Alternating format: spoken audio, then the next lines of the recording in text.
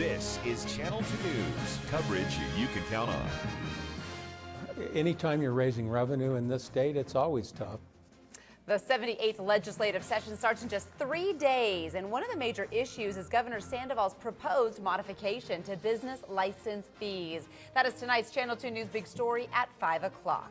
Governor Sandoval says adjusting the fee to a graduated scale will generate $430 million over the next 2 years. We first heard about that during his State of the State. That's right. Good evening, everyone. I'm Wendy DeMonte. I'm Kristen Remington. Thank you for being with us tonight. Now, if approved, that money would go towards some of the governor's proposed education initiatives, like you said. Paul Nelson is live in the newsroom after taking a look at how the fee would break down. But specifically, Paul, how could it impact some businesses here?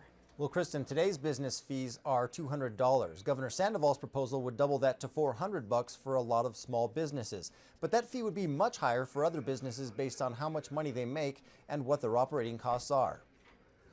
As Monday's start to the legislative session nears, so does the biennial discussion of how to fund education. And many lawmakers say the governor's plan is the best alternative, saying it's broad-based as opposed to the modified business tax that only about 1/5 of Nevada's 330,000 companies pay. We believe this is a fair solution and takes into consideration really all the adaptations that have been looked at over the last 10 years. Many conservatives are skeptical of the plan, coming on the heels of the margin tax that voters shot down on a 4-to-1 scale. The tax itself was so overwhelmingly defeated that I just don't see any kind of appetite for it. The margin tax called for a 2% tax on businesses that had more than $1 million in revenue. That's more than 12 times higher than the effective tax rate of 0.16 for the proposed business license fee. A construction company making $2 million would have paid $28,000 on the margin tax, but a fee of $1,740 for a business license fee.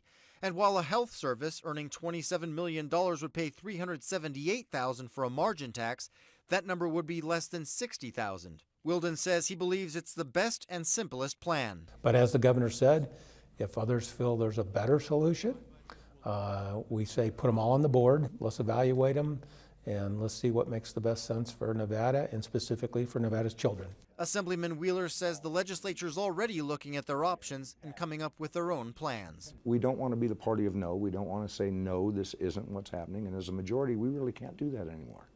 Now we have to have an alternative. The governor's plan includes an additional $882 million into education. Wheeler says he wants a long-term solution that includes increasing parental investment programs and paying teachers on merit rather than longevity.